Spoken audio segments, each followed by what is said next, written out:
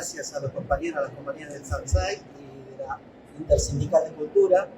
Y gracias sobre todo porque, primero, aunque sea un stand, un stand dentro de un lugar bastante ecuménico como es la sociedad rural, vaya paradoja, ¿no? Un stand sindical, que me hayan invitado un 1 de mayo. Un 1 de mayo porque tiene su capital simbólico, porque hablar de 40 años en democracia y los aportes del movimiento obrero en democracia un día como hoy no es cualquier día. Y lo agradezco particularmente. Y reitero, aunque esto sea un stand dentro de un lugar mucho más ecuménico y donde existen múltiples miradas, me parece que lo sigo entendiendo como si fuera una casa obrera. Tantas veces estuvimos en el SATSAI, tantas veces estuvimos en organizaciones hermanas, con lo cual estoy sumamente agradecido por el convite. Pues bien, poco la convocatoria de la Feria del Libro este año gira en torno de los 40 años de democracia. Y me parece que aprovechándonos del día, aprovechándonos de esta efeméride del 1 de mayo, no podría soslayar precisamente los aportes que ha hecho el movimiento obrero en estas 4 décadas. Y para eso me he valido de traer 3 o 4 ayudamemorias, porque es imposible desentrañar el recorrido del movimiento obrero si no partimos de un momento anterior en la historia. Nosotros, caracterizándolo ligeramente, rápidamente, pensemos en el movimiento obrero argentino el 30 de octubre de 1983, pensemos en el movimiento obrero argentino el 10 de diciembre de 1983. E históricamente hemos armado una historia del retorno de la democracia con una figura sobresaliente, como una figura excluyente prácticamente, que es la de Raúl Alfonsín, siendo electo presidente de la Nación. Y paradojalmente, recién estoy usando mucho la palabra, paradojalmente, el retorno de la dictadura cívico-militar a la democracia implicó la elección de un candidato no peronista como presidente de la Nación. Ya hoy puede no llamarnos la atención, pero claramente democracia y peronismo siempre iban de la mano, y las vocaciones electorales que formaban parte de la elección de las mayorías siempre tenían que ver con el peronismo. Y esa llegada al poder de Raúl Alfonsín el 10 de diciembre de 1983 implicó por primera vez un diálogo distinto, no solamente del peronismo, desde la oposición, sino también del movimiento obrero, sintiéndose parte de una oposición. Y eso también sirvió para construir una idea en torno de cuál fue el lugar que ocupó el movimiento obrero en el retorno democrático. Y ahí creo que existe un lugar de vacancia, que existe un lugar que no está suficientemente explicado, un lugar que no... parafraseando a Cortázar, es un modelo para armar. Es un modelo para armar porque creo que a 40 años el movimiento obrero tiene que resignificar el lugar que ocupó en los momentos previos a producirse el golpe cívico-militar del 24 de marzo de 1976, pero también el lugar que el movimiento obrero ocupó durante los años de dictadura. Porque si no podemos significar ese lugar en la previa, si no podemos resignificar ese lugar de lucha y de resistencia del movimiento obrero, de la CGT, Brasil y sobre todo, difícilmente podremos reencontrar un lugar para decir, bueno, este fue el rol del sindicalismo, del gremialismo en los primeros años de democracia. Si abriéramos el gran angular, ahí veo varios fotógrafos, diríamos, bueno, es media británica. Bueno, nos vamos a las 11 de la noche, cuando quedemos vos y yo, y si alguien nos trae un mate. Por eso me gustaría balbucear algunas cuestiones. Hace un rato estaba leyendo, ¿no? Distintas cositas que me voy a permitir leer. ¿Qué tiene que ver con la historia? ¿Qué tiene que ver con nuestra historia? Y cuando hablo de nuestra historia, no solamente estoy hablando de nuestra condición de argentinas y argentinos, Estoy hablando de nuestra condición de laburantes, de trabajadoras y trabajadores. Y aprovechándome de este 1 de mayo, lo traje a Galeano. Dice, Chicago está llena de fábricas. Hay fábricas hasta en pleno centro de la ciudad, en torno al edificio más alto del mundo. Chicago está llena de fábricas. Chicago está llena de obreros. Al llegar al barrio de Haymarket, pido a mis amigos que me muestren el lugar donde fueron ahorcados en 1886 aquellos obreros que el mundo entero saluda cada 1 de mayo. Ha de ser por aquí, me dicen, pero nadie sabe dónde está. Ninguna estatua se ha erigido en memoria de los mártires de Chicago, en la ciudad de Chicago. Ni estatua, ni monolito, ni placa de bronce, ni nada. El 1 de mayo es el único día verdaderamente universal de la humanidad. Del mundo entero, el único día donde coinciden todas las historias y todas las geografías, todas las lenguas y las religiones y las culturas del mundo. Pero en los Estados Unidos el 1 de mayo es un día cualquiera. Ese día la gente trabaja normalmente y nadie o casi nadie recuerda que los derechos de la clase obrera no han brotado de la oreja de una cabra ni de la mano de Dios o del amo. Eduardo Galeano. Esto me trajo hasta acá la vieja frase de Rodolfo Walsh en el periódico de la Secretaría de los Argentinos. Como uno ve lo universal, ¿no? Cuando uno piensa, el Día de los Trabajadores y las Trabajadoras en Estados Unidos, ¿sabía que se celebra o se conmemora, qué lindo debate ese, en septiembre? Y no, en el país donde asesinaron a los mártires de Chicago, el Día de los Trabajadores y Trabajadoras es en septiembre.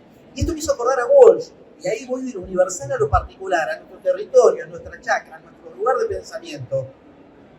Walsh decía en el 69 en el periódico de la Secretaría de los Argentinos, nuestras clases dominantes han procurado siempre que los trabajadores no tengan historia, no tengan doctrina, no tengan héroes ni mártires.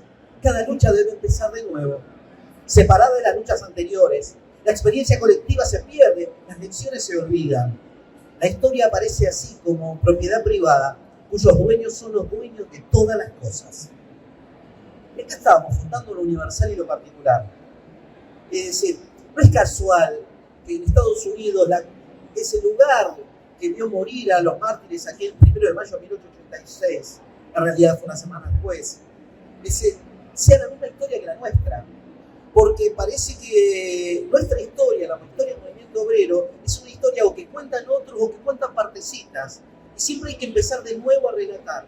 Y siempre hay que empezar de nuevo a decir aquello que nosotros lo sabemos, pero los demás tienen una versión que no es la nuestra. Y ahí vuelvo al origen de esta charlita. Pensamos los 40 años de democracia y no le encontramos un lugar al movimiento obrero. Es decir, la democracia es hija del padre de la democracia, que con todo respeto la sociedad le ha dado un lugar sobresaliente, como dije, a Raúl Alfonsín.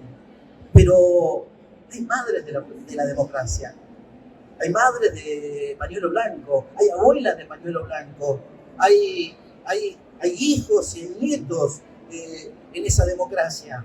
Y hay un movimiento obrero que tiene mucho para decir en esa democracia y que dejó demasiado dolor, demasiada sangre, demasiados sueños y utopías para no incluirlos como los padres y las madres de la democracia.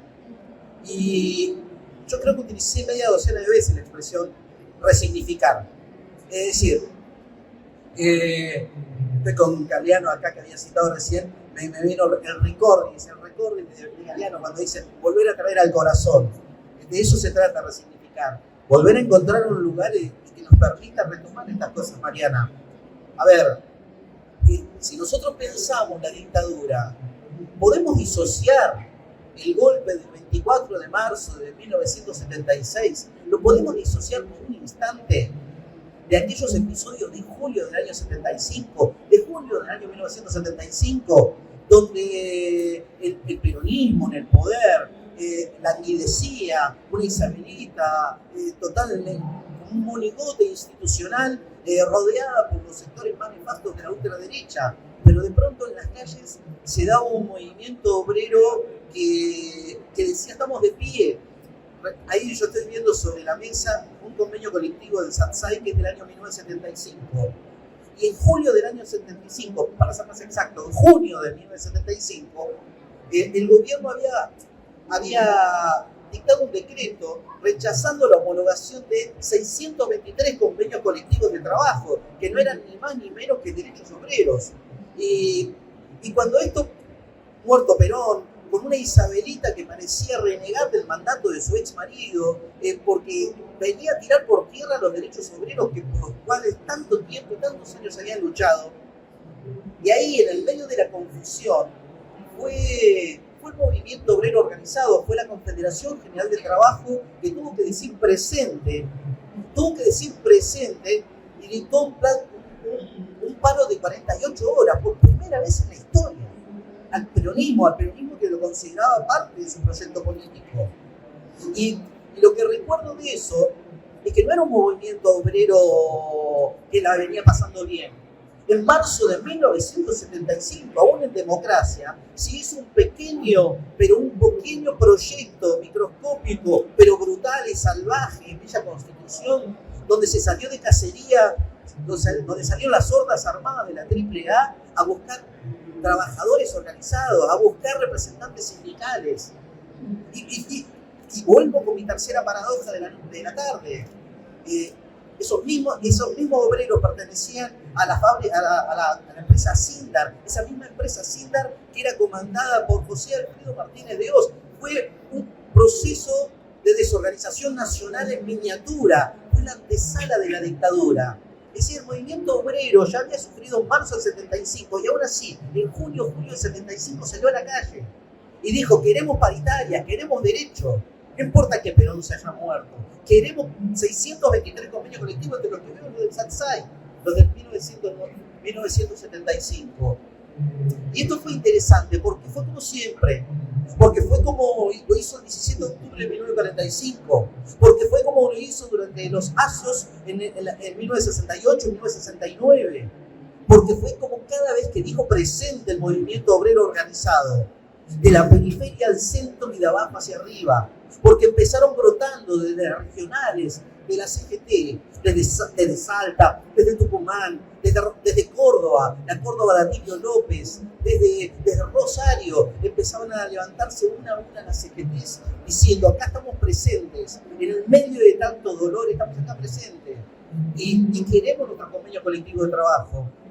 Y algo que generalmente menospreciamos en esa mirada que tenemos caricaturesca de los sindicalistas, es que, como siempre, cada vez que se dio vuelta la taba y cada vez que estuvo jodida la cosa, no solamente fue de la periferia al centro, de las provincias a mostrarle a la capital, sino también fue de abajo hacia arriba. Es decir, desde las comisiones internas, desde los lugares de trabajo, empezar a decir, nosotros tenemos una mirada de la Argentina, nosotros tenemos una mirada de nuestros derechos, nosotros tenemos una mirada que queremos que sea escuchada.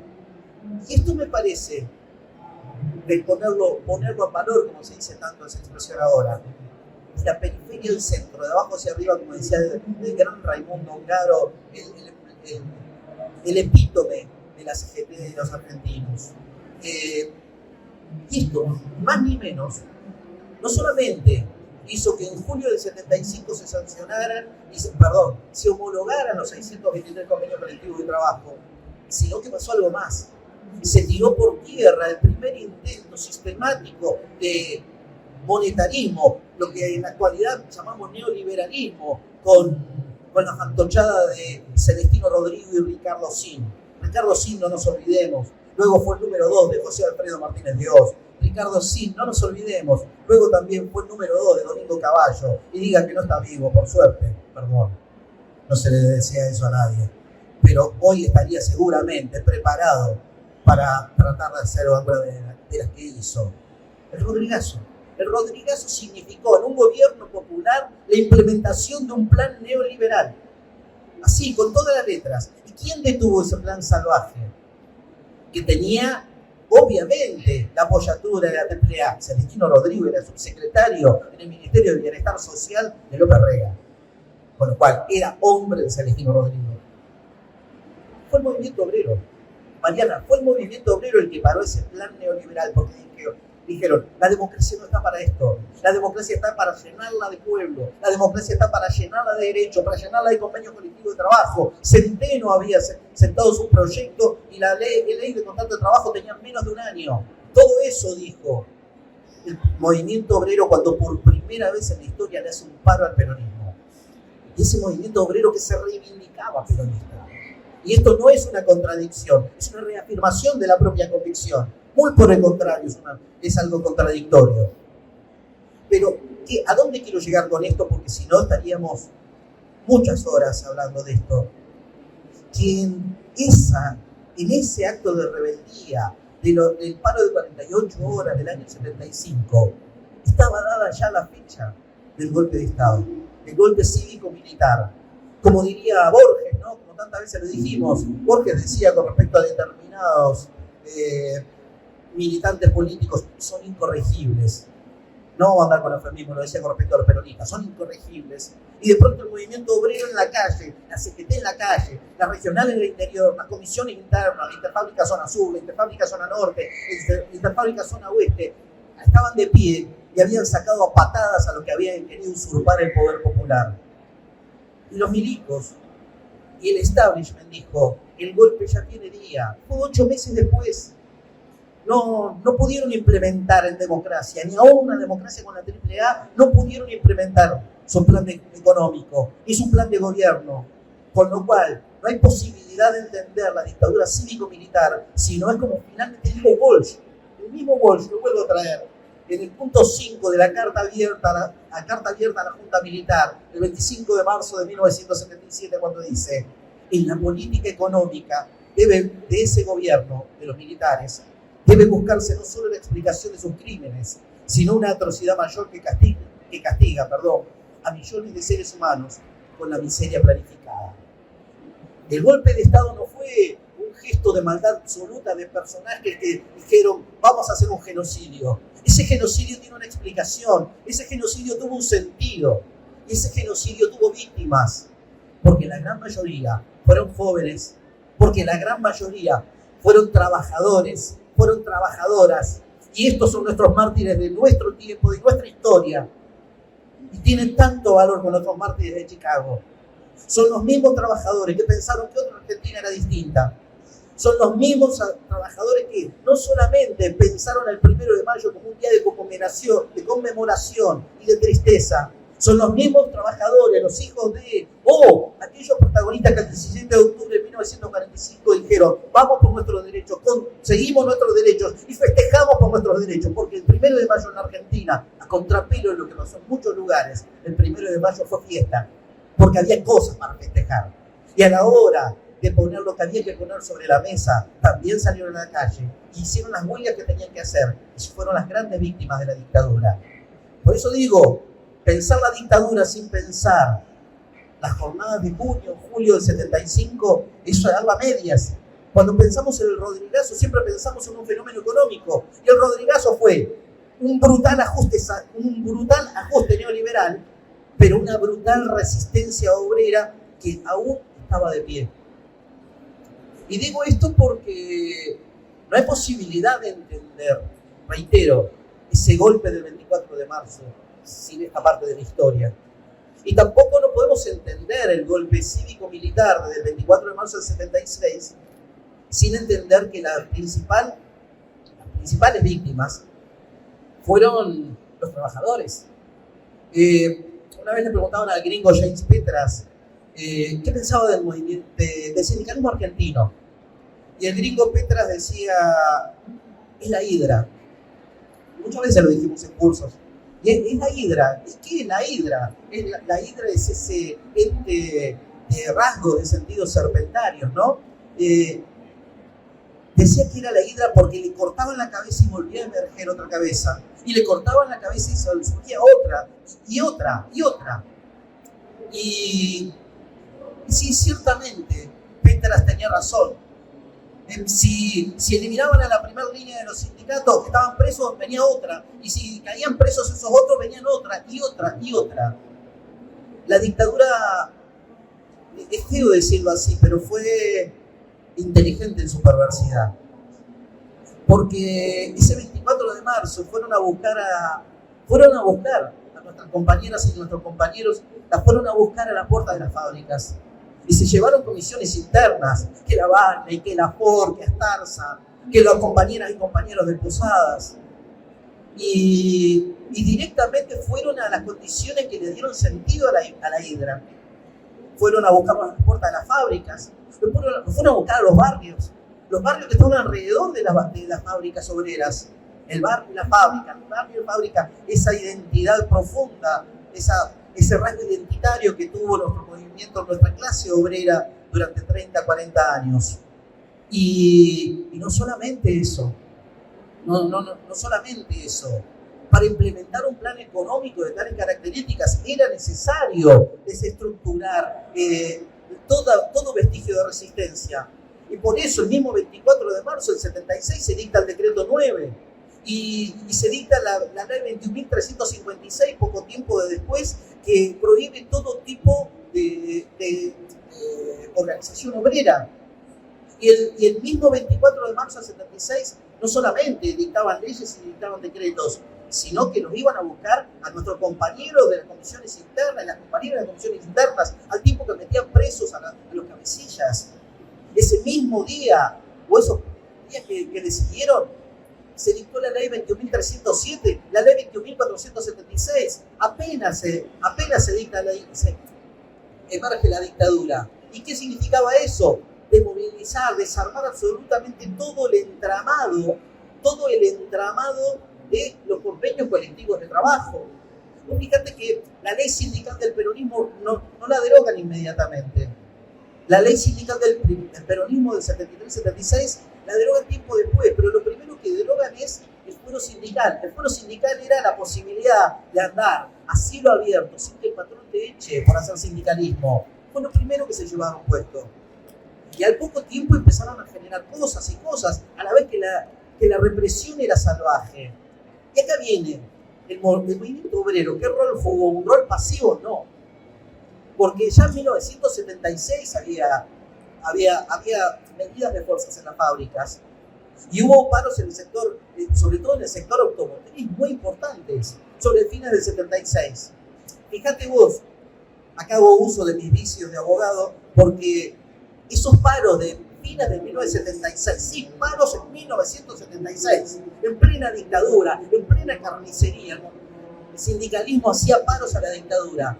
En función de eso, se dictó la regla estatal 21.400. ¿Y qué era la ley 21.400? El restablecimiento de la pena de muerte y la aplicación de la ley marcial a todos los trabajadores y trabajadoras que hicieron huelga. No estamos hablando de la Francia de los jacobinos del año 1791. No estamos hablando de la ley de residencia y hablar de Miguel Cané en 1902 cuando era presidente Roca. No, estamos hablando de 1976. Pena de muerte. Para los que no se acuerdan, todavía se escuchan los gritos de los 37 asesinados en Plaza Constitución. Sí, eso pasó.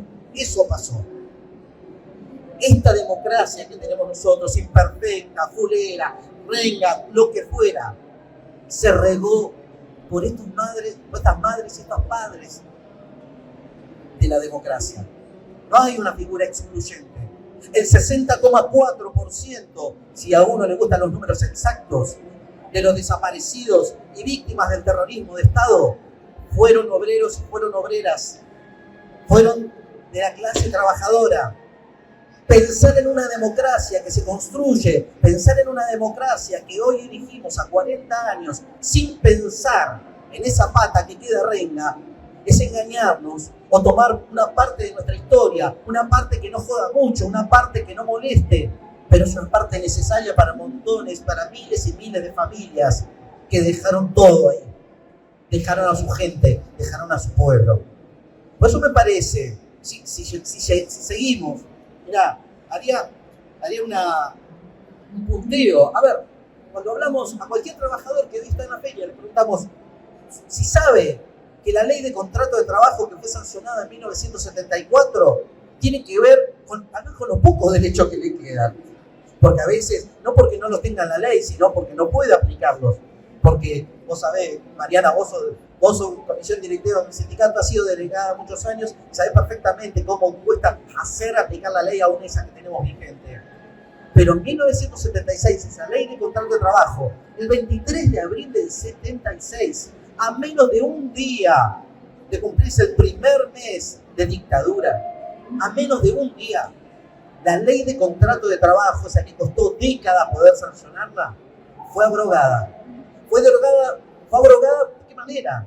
Derogando explícitamente 27 artículos y modificando 98 artículos. 125 artículos destrozaron la ley obrera. Destrozaron la ley obrera, lo que había costado tanto sacrificio, tanto esfuerzo, a menos de un mes de dictadura. Esto no es una casualidad, porque el objetivo número uno de la dictadura cívico-militar era la domesticación del movimiento obrero argentino, la domesticación de los sindicatos. Así, por más que no lo querramos, por más que tengamos miles de versiones de ese movimiento obrero, por más que sigamos pensando que son aquellos que no queremos mostrar en ningún lado como ejemplos de nada, ese es el sentido común que hemos comprado porque hemos dejado que otros cuenten nuestra historia. Fíjate vos, pero fíjate qué interesante es. ¿Quién era el ministro, el usurpador del Ministerio de Trabajo el 23 de abril de 1976? Horacio Tomás Liendo. Horacio Tomás Liendo, general el hombre. Su hijo era un poquitito más coherente. Fue el número 2 de Domingo Cavallo después que se murió Ricardo Silva, el que dije antes. Es decir, era abogado. Ahora su nieto, Horacio Tomás Liendo nieto, es economista. Fue miembro del Banco Central de Sturzenegger, sin ir más lejos. Es decir, hay una línea de conducta, cambiarán los roles, pero una línea de conducta y una línea ideológica. No es porque, nadie tiene la culpa de haber nacido en una familia de miércoles, pero lo concreto es que sigue la línea histórica. No hay delito por tener un apellido de estas características, pero hay algo en todo eso. ¿Qué quiero decir con este relato? Que lo primero que se intentó desestructurar con la dictadura es precisamente la clase obrera. Alguien decía, había un latiguillo muy interesante, entre comillas, a fines de los 75, que era el problema en la Argentina es la guerrilla industrial. Y uno pensaba, ¿pero qué pasa si después de lo que hizo Erp y Montoneros a fines del 75, papelón histórico, Montechingolo, dice, ¿de qué guerrilla? Si está ahí, operativamente no es sustentable cualquier planteo en esos términos, en términos militares, político-militares. No. Creo que tenemos que volver sobre aquella expresión, la guerrilla industrial. El problema no era la militarización de la militancia, no era la militarización en términos de guerrilla, el problema era la industria y el movimiento obrero, el sector más dinámico de la sociedad. El problema eran los laburantes, las laburantes, eran las fábricas. Ese era el problema. Y no hay forma de disociar el plan de la dictadura, que luego se repitió en los 90 y luego se repitió. Está ahí, está gente, y puede volver a repetirse. El 10 de diciembre, como anuncian y amenazan algunos. Ese es el punto. No había posibilidad, si no era una masacre sobre los trabajadores y las trabajadoras, y si no había una recomposición del modelo de acumulación, el modelo económico, que durante 40 años al país campero, al país agroexportador, le había jodido la vida, que era la industrialización de la Argentina. Por eso digo, si nosotros hacemos esta caracterización, si nosotros podemos llegar a ver esto, evidentemente el movimiento obrero ya cuanto menos no es alguien que estuvo al margen de las discusiones y de la represión en la dictadura. No, fue el objetivo central en la represión de la dictadura cívico-militar. Reitero, el 60,4%, si le gustan los números redondos, si le gustan así las ciencias duras, si no lo conmueve lo que pasó en tantos relatos como lo de la CONADE, pero tantos relatos del sentir popular, vamos a los números redondos, a los números duros, a las ciencias exactas. El 60,4% de las víctimas de la dictadura fueron laburantes. Y eso ya de por sí dice cosas. ¿El movimiento obrero se quedó quieto? No. No se quedó quieto porque cuando lo estaban haciendo desaparecer al Gato Smith, el 11 de febrero de 1977, el secretario general de Luz y Fuerza, no estamos hablando de un sindicato de 20 personas, estamos hablando de un sindicato mayoritario, y el Gato Smith como secretario general venía boicoteando la política que quería desarmar SECBA. ¿Y qué pasó? Desapareció, nada menos, es como si hoy desapareciera un dirigente de primer nivel del sindicalismo argentino. Es absolutamente escatológico, por decir una palabra suave. El punto es que ese mismo día que la dictadura atacó en la figura de un secretario general de un gremio, ese mismo día dictó un decreto, el 385 del 77. ¿Saben qué decía ese decreto? Daba de baja todas las afiliaciones a todos los sindicatos de la Argentina y daba 40 días para que ese trabajador vuelva y se afilie, vaya ante las autoridades militares y se vuelva a afiliar al sindicato. ¿Se imaginan ustedes? Había desaparecido el Gato Smith. ¿Cómo un 4 de copa que estaba en la fábrica y simplemente era afiliado iba a ir y se iba a pelear por las propias frente a un milico? ¿Y saben qué? El movimiento obrero dijo, estamos de pie. Porque el 10 de abril aproximadamente que se venció esos 40 días hábiles, se volvió a afiliar el 85% de las compañeras y los compañeros que habían estado afiliados. Hablé del 17 de octubre, sí, este fue un 17 de octubre en silencio. Fue un 17 de octubre en silencio que significó, vuelvo a ratificar mi lugar de pertenencia, porque no hay lugar que me represente como este lugar, este mismo lugar que tantas veces escuchamos bastardeado en las propagandas o en el sentido común. Y eso pasó, ¿eh? Y eso fue un acto de resistencia, al igual que las huelgas de fines del 76.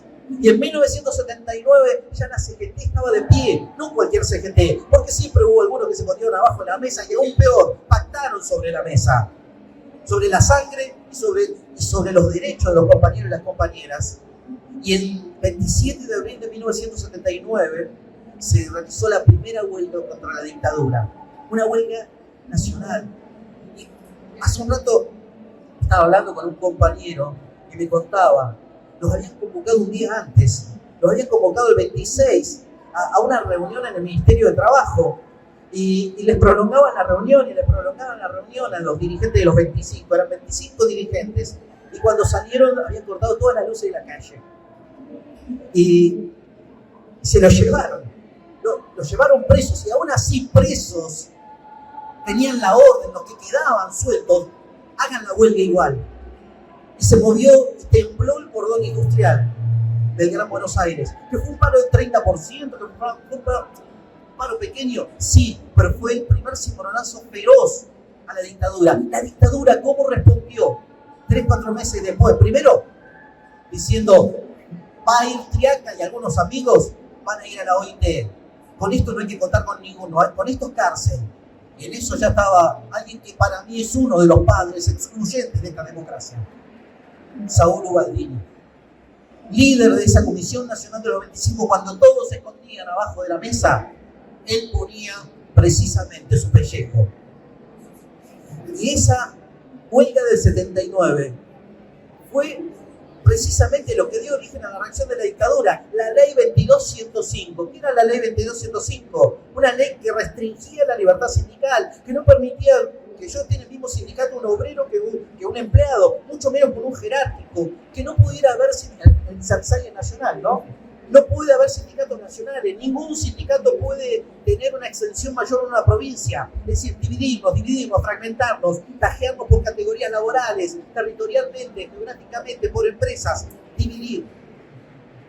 La dictadura contestó con eso en el 79, pero acá yo siempre me olvido, el 22 de julio del 80, hubo otro paro. Y el 6 de septiembre de 1981, y los que se escondían abajo de la mesa siguieron escondiéndose abajo de la mesa hasta que fue realmente conmovedor lo del movimiento obrero. Y después del 6 de septiembre de 1981, los laburantes disfrazados de creyentes de San Cayetano conmovieron Liniers con 50.000 compañeras y compañeras el 7 de noviembre de 1981. Y luego 2 paros en 1983 y la marcha del 30 de marzo de 1982, que es lo que peinan canas aquí. Seguramente recordarán como entre palo y palo dijimos presente. Y 3 días después también dijimos presente, porque no confundíamos la reivindicación de Malvinas con el fuerte rechazo a la dictadura cívico-militar. Porque ambas cosas forman parte de nuestra historia y de la historia de las clases populares argentinas. Siempre van a ser los que reivindican tanto el movimiento obrero como Malvinas. Que me parece interesante, aunque sea nombrar las fechas, porque si no seguimos construyendo una idea de que el movimiento obrero fue víctima, pero no hubo nada, absolutamente nada, desde la organización, desde las distintas CGT que hubo, que me permitan decir, estuvo a la altura de ese retorno de la democracia. Porque viendo estas cosas, estas fechas, uno empieza a ver, pero bueno, ¿cuál fue el aporte del movimiento obrero estos 40 años de democracia? Solamente los muertos, más allá, no es poco, no es poco. El 60% de las víctimas del terrorismo de Estado. Un plan económico que desestructuró las condiciones para que la hidra sea posible, volviendo sobre la hidra. Que nos metieron al verso de la guerrilla industrial y destrozaron el Estado y el modelo de acumulación del primer peronismo, que estaba en condiciones de pegar el gran zarpazo precisamente para la industria pesada. Un dato, digo esto para los que creen que nosotros siempre somos convidados de piedra. Entre 1964 y 1975, es decir, hasta el Rodrigazo, durante 11 años consecutivos creció el Producto Bruto Industrial. Y esto generaba las condiciones para que la clase obrera, sobre todo industrial, pudiera tener mayor y mayor fuerza. Esta era la situación. Esto es lo que logró la dictadura. De esto regresamos el 10 de diciembre de 1983. Yo a veces pierdo la noción de la hora, pero voy a intentar hacer una elipsis para ir cerrando. Se me ocurre ese 10 de diciembre del 83. Y ese 10 de diciembre del 83, de retorno de un gobierno democrático, y daba la particularidad que era el retorno de un presidente no peronista. Los peronistas estaba el mito, podían poner un caballo y era presidente. Bueno, se rompió el mito de vulnerabilidad electoral. Pero eso generó también un gran inconveniente, porque se creó un mito fundante de nuestra democracia, que los laburantes habían estado en cualquiera, que los sindicalistas no habían hecho nada, que no había sino una figura excluyente como padre de la democracia, y que no había nada para decir, y evidentemente hay cosas, simplemente he punteado algunas, he balbuceado algunas cuestiones. Y se crea el mito fundante de esta democracia, por la cual incluso hubo un pacto militar sindical, como si hubiera sido lo mismo Saúl Baldini que Triaca, como si hubiera sido lo mismo Triaca cuando el 21 de abril de 1985, frente a los dictadores, en la causa 13, cuando se juzga la Junta Militar, dice: no conozco trabajadores desaparecidos, como si hubiera sido lo mismo que Roberto Digón, que Roberto García, que Saúl Baldini, que tantos compañeros que dieron el pellejo, y como tantos que dieron la vida. Y no es lo mismo. Por eso creo que en esto de querer recuperar nuestra historia, poder recuperar nuestra memoria, está esto de darnos cuenta que no es lo mismo. Vieron que hoy en día está mucho ese discurso: Milei y Cristina son lo mismo. No, papi, no. Si vos ves que son lo mismo es porque te tenés que comprar anteojos. Pero eso no lo van a ver solos. Eso lo tenemos que empezar a ver nosotros como miembros de la clase trabajadora. Porque si no conocemos nuestra propia historia, difícilmente podamos reproducirla y podamos resignificar esta palabra, que es la 7ª vez que la repito. Es decir, es el movimiento obrero que no nos tienen que contar como la historia, sino que tenemos que construir la historia desde nuestra propia mirada. Como decía, no era Marechal, pero era alguno de la generación del 45 que decía: ojos mejores para mirar la patria. Necesitamos esos ojos mejores para mirar la patria. Y mirarnos a nosotros mismos. Por eso el debate se dio en otros términos. Apenas asumido el gobierno democrático del 83, con una una legitimidad democrática absolutamente incuestionable. Lo primero que hizo fue torear al movimiento obrero. Y acá no cabe decir, vamos a torear, era Triaca y no otro, no, porque lo que se denunció era un pacto sindical militar. Y nos pusieron a todos en la misma bolsa. Los torturadores y los torturados, los dos extremos de la picana.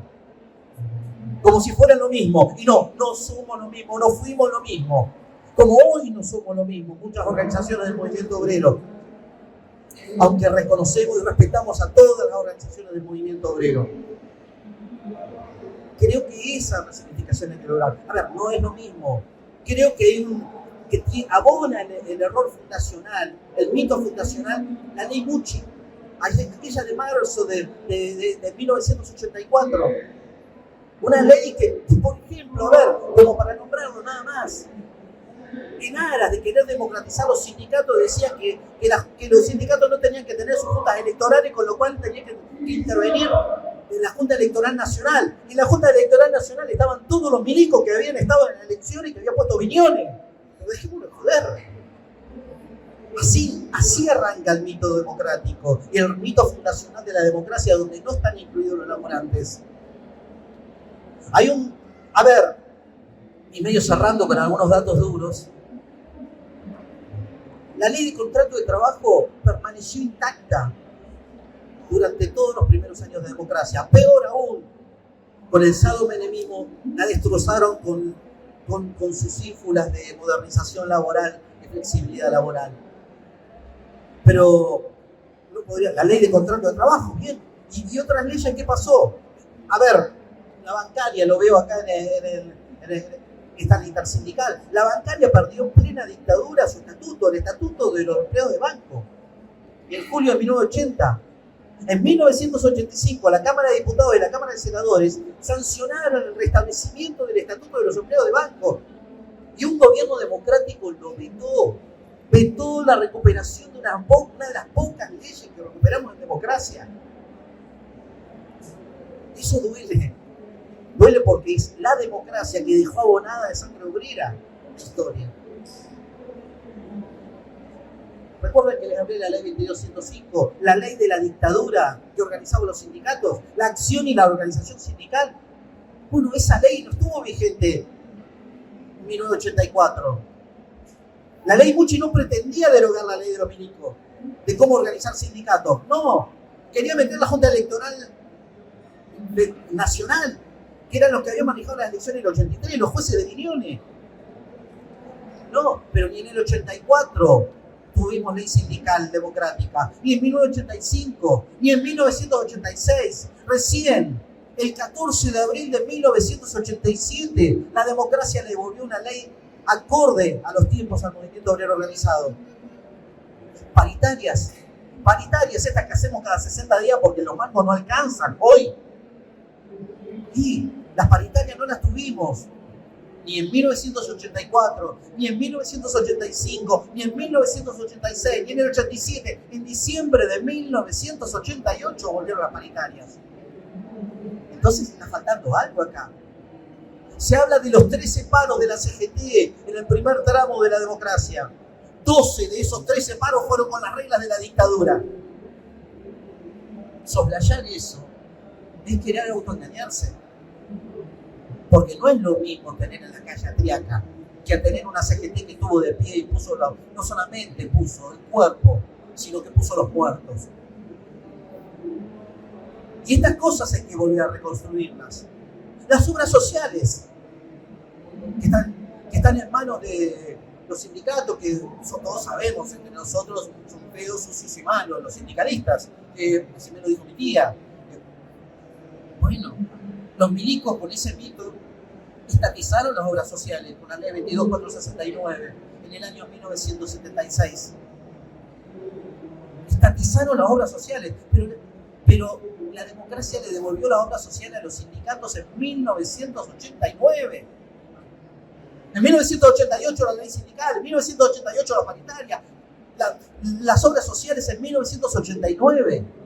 Entonces estamos falseando porque no podemos construir una historia desde nosotros mismos. Digo esto porque Me parece que hay que trabajar en ese sentido. Y esto tiene que ver, nadie va a venir a contar nuestra historia. Las clases dominantes no van a venir a contar la historia de los laburantes. Van a tener que ser los propios trabajadores y trabajadoras, como dijo Walsh, como dijo Galeano, refiriéndose que no encontraba ninguna referencia en Chicago al día 1 de mayo de los trabajadores. Porque tiene que dejar de ser algún día eso de volver a empezar de cero, porque no tenemos historia. Y creo que los trabajadores ya no seremos, alguien me dirá, un moderno me dirá, en época de inteligencia artificial, en épocas de teletrabajo y de trabajo remoto, en épocas donde parece que todo el paradigma laboral que supimos tener con los fordistas tayloristas, todo eso ha quedado en el pasado. Yo no creo, Mariana, que el movimiento obrero organizado, que el sindicalismo tiene una página gloriosa para escribir en la historia. Aún queda, aunque no sea cuantitativamente esa clase obrera previa a la crisis del petróleo, pero todavía hay una página gloriosa por escribir. Y creo que eso lo tenemos que hacer. Nada más.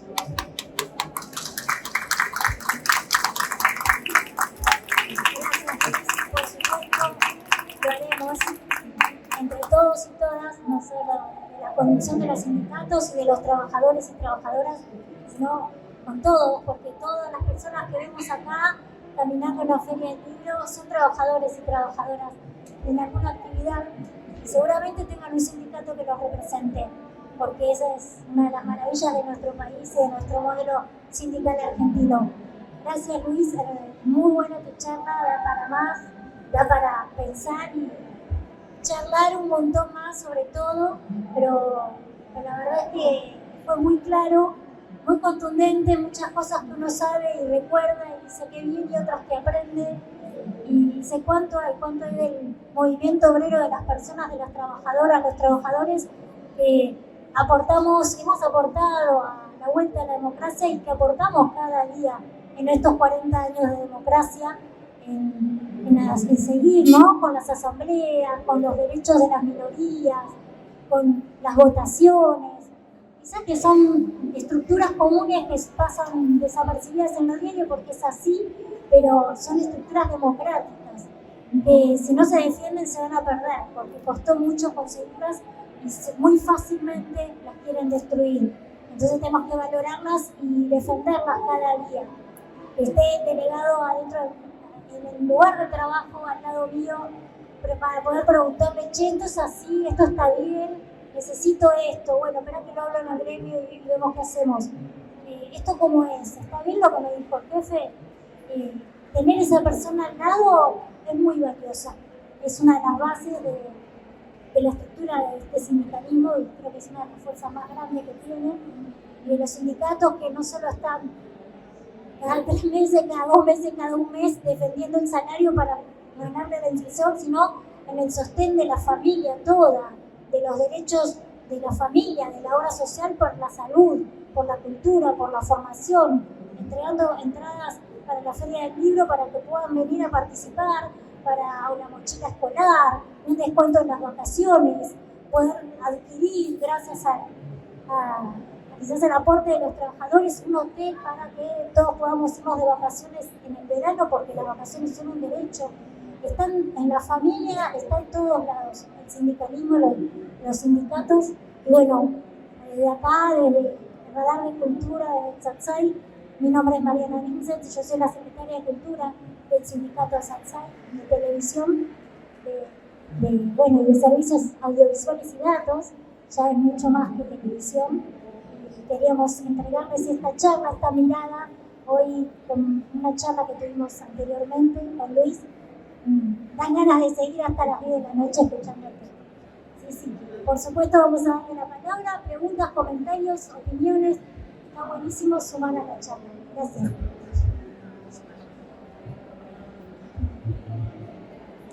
Bueno. Excelente iniciativa. El disertante es amigo y aparte compañero. Y como en estos días en una diplomatura de la USAM hay más de un centenar de gente que se junta 3 veces por mes para hablar de trabajo, derechos laborales y esperanza, quería preguntarle al doctor Roa qué paralelo hace con lo que narró y con que hoy uno de los factores de los frenos a los aumentos salariales, según los empresarios, es que los trabajadores no se autoperciben como tales. Es decir, no es una cláusula de ajuste, sino que hace a una cuestión de clases, de conciencia social. Gracias. A ver si entendí. Primera cuestión que se da una situación extraña, porque si nosotros leyéramos el manual, con una economía que crece, hace 29 meses que crece ininterrumpidamente la economía, crece el Producto Bruto, uno podría decir, uno de los coletazos de ese crecimiento puede llegar a ser, crece la economía con menor mano de obra, pero no, también está creciendo el empleo. Y uno dice, crece la economía, crece el empleo en Disneylandia, pero no llega a fin de mes. Y ahí está el momento extraño que estamos viviendo. Está creciendo el Producto Bruto, está bajando la desocupación. Si miramos otros indicadores, la desocupación demandante también está bajando. Es decir, laburo hay, la economía crece, pero ¿qué está pasando? La cosa está cada vez más cara y no solamente eso. Aunque paren, yo con eso no compro nada. Entonces, hoy si vemos,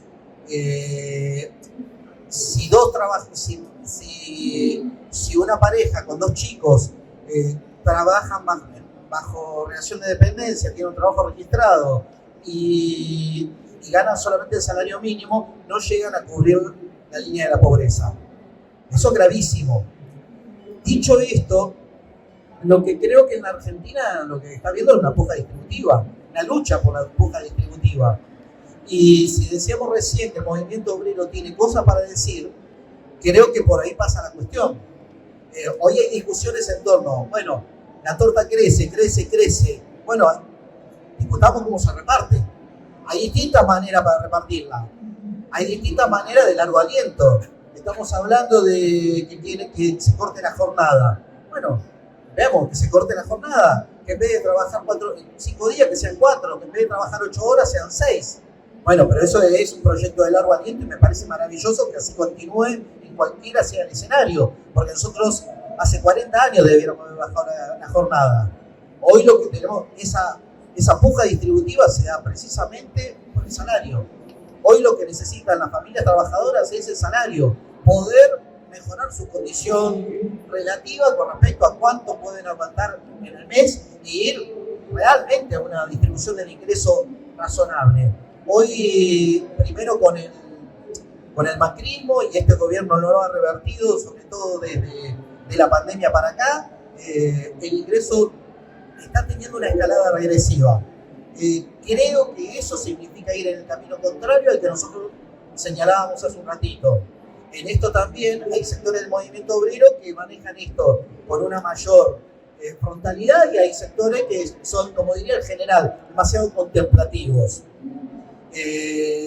Agradezco estar acá invitado por un grupo de sindicatos que por suerte tengo el orgullo de referenciarlo como aquellos que no son contemplativos, sino que están poniendo los puntos sobre las IES. Pero creo que de eso se trata, se trata de la lucha por el ingreso. Por eso cuando digo hay una batalla por dar, todavía el movimiento obrero tiene cosas para decir, bueno, en lo inmediato es esto. Y del mismo modo que digo que tenemos que luchar por una... A ver, lo que decíamos con respecto al ingreso, si la torta crece y cada vez hay mayor nivel de productividad laboral, lo obvio es que ese aumento de productividad no se lo lleven siempre lo mismo, es decir, los empresarios empiezan a repartir la productividad disminuyendo las horas de trabajo. Y lo mismo ocurre para la cantidad de años que trabaja cualquier ser humano. En la década del 70 un trabajador podría necesitar 30 años para tener el acceso a la jubilación. Hoy, en 10 años, cualquier trabajador está produciendo lo que antes se producía en 30. Con lo cual, si en las últimas décadas aumentó la productividad, repartamos esa productividad también. Y eso significa ser moderno. Y eso significa estar globalizado. No solamente todas las que van en contra de los laburantes.